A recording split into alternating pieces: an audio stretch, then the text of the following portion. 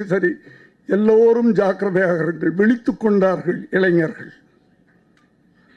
அதை கொண்டாந்து நீங்க முடிச்சிருப்பீங்கன்னு நினைக்கிறேன். நான் 2 ரசிகர்கள் ஒன்றாகி விட்டார்கள். எங்களுக்குள்ள பிரிவினை கிடையாது.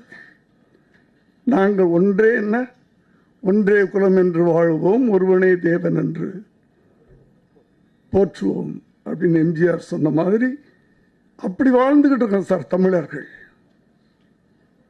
அதில் கொண்டாந்து ஜாதியெல்லாம் கொண்டாந்து எதுக்கு? அது ரொம்ப கேவலமான விஷயம் இல்லை. அதை பற்றி ஏன் நீங்கள் மேடையில் பேசலை? ஒரு தவறான ஒரு கருத்தை ஒரு பொறுப்பில் இருக்க ஒருத்தர் சொல்றாரு, அது கேவலம் இல்லையா? ஏன் எங்களை பிரிக்கிறீங்க? இன்னைக்கு இருக்கிற இளைஞர்கள் ஒரு 10 பேர் சாப்பிட கூப்பிடுறாங்க வீட்டுக்குன்னா, நீ எந்த ஜாதி எந்த மதம் கேட்டுக்கிட்டா கூப்பிடுறாங்க? இல்லையே. இல்லை, எல்லாரும் சேர்ந்து ஜாலியாக என்னமோ தண்ணி அடிக்கிறீங்க. எந்த ஜாதி எந்த மதம் கேட்டுக்கிட்டா தண்ணி அடிக்கிறீங்க? எங்களுக்கு மதம் இல்லையா, நாங்கள் மனிதர்களாக வாழ்ந்துகிட்டு இருக்கோம். எங்களை ஏன் மத பேரை சொல்லி நீங்க?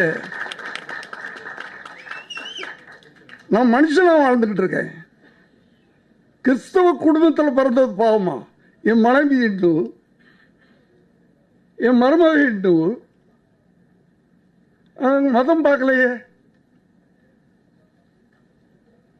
ஏன் மதத்தை பத்தி ஒருத்தர் அவ்வளவு பெரிய தப்பு பண்றாரு? ஒரு தலைவர், ஒரு பொறுப்புல இருக்கிற தலைவர், கேவலமா இல்லையா?